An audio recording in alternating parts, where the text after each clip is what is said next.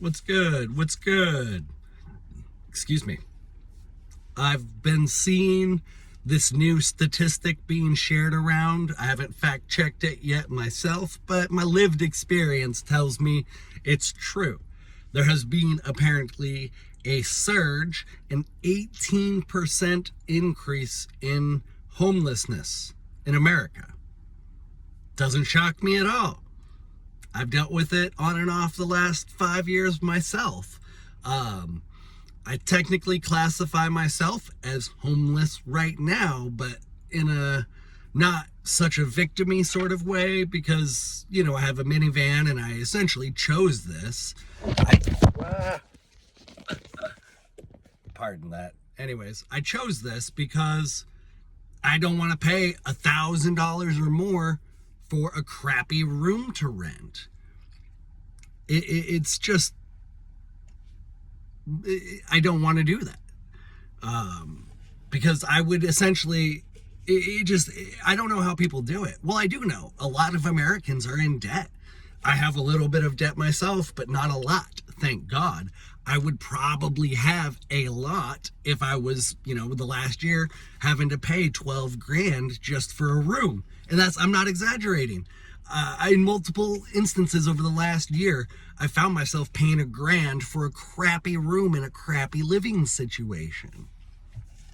But that's not what I wanted to address during the title of this video, but it's connected, and I'll try and circle it all together. But why do I push people away? A lot of reasons, but in sharing my own, some of these, I want to maybe help other people who have been pushed away understand why their loved ones might be pushing them away. And there's one specific story I want to tell that kind of inspired this video. I am a mercurial person, and I'm outspoken and opinionated, and over the last 10 years, those factors have naturally pushed a lot of people away. But thankfully, some people kind of understand me or agree with me, and so I've been able to maintain some relationships. But they also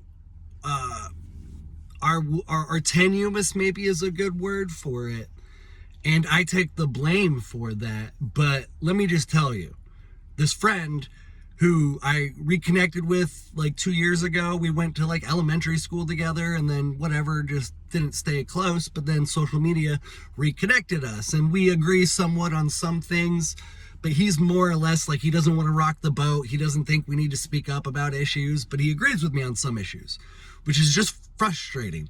Those are the most frustrating people. The people who will just sit silently by while totalitarianism creeps ever more into our lives. But I still try to be friendly with him because, I don't have a lot of friends and I'm lonely. And I also just like, I just want to be a good person, a friendly person. Anyways, he reached out like a few weeks ago, asking me how it is, if I'm staying warm in the van and all of this other stuff. And I was particularly melancholy that day. And so my response to him was not awesome, but it was pretty much just him saying, I don't know how to respond to those questions and how to have this conversation, because like it opens a wound for me having to tell people that I'm doing nothing with my life, that I'm going nowhere with my life.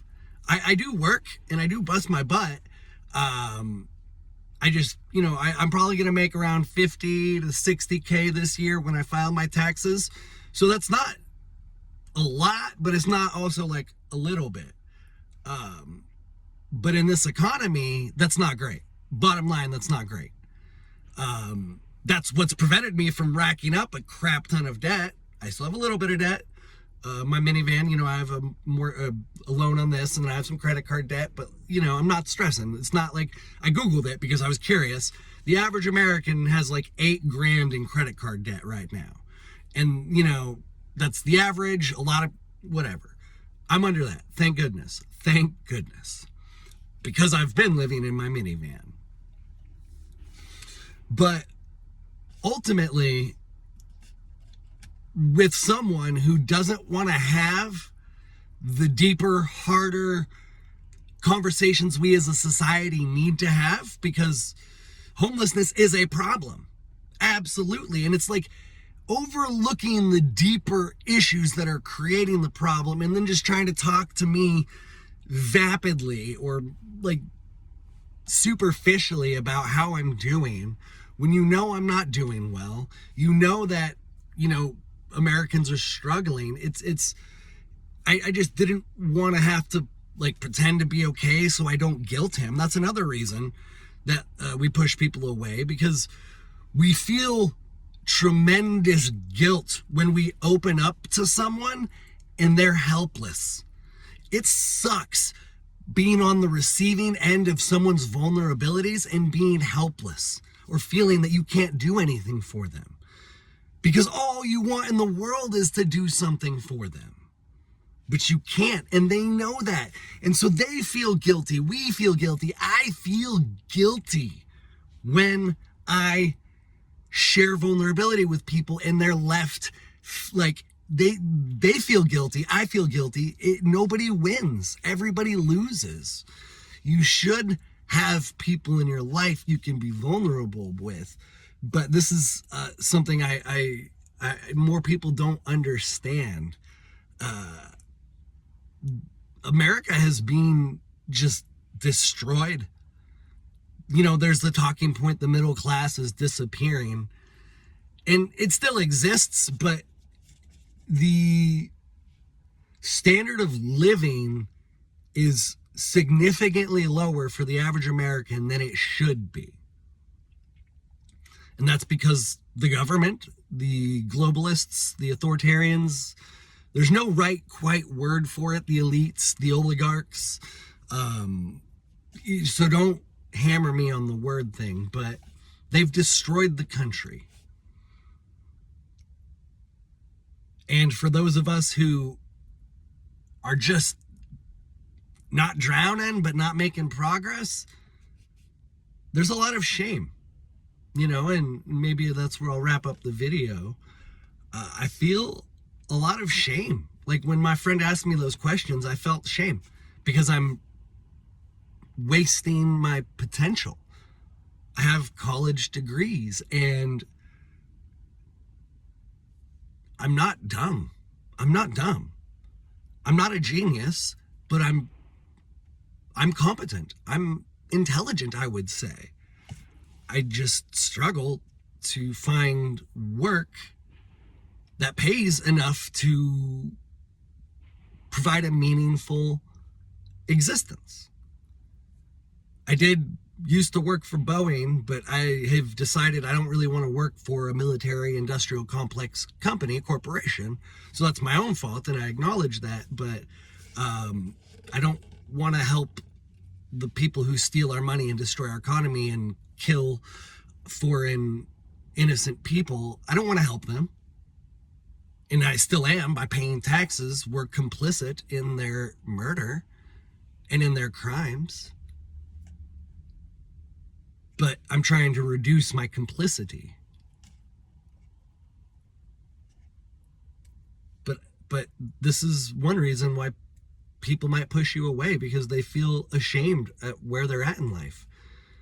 And they do need help. But in my experience, there are not a lot of people who are in a position to provide meaningful help, which to me is a signifier that there's something really wrong. If there are not many people in my life who are able to say, hey, Andrew, here's $1,000. I know you're struggling, right? Man, $1,000 right now, that would be awesome.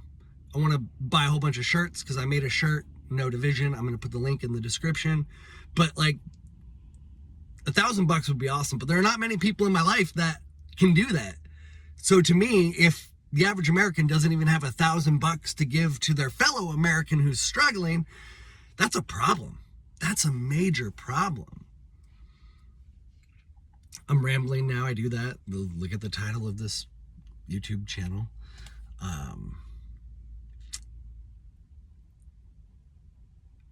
wish I had, like, I wish I didn't feel such shame, but I do.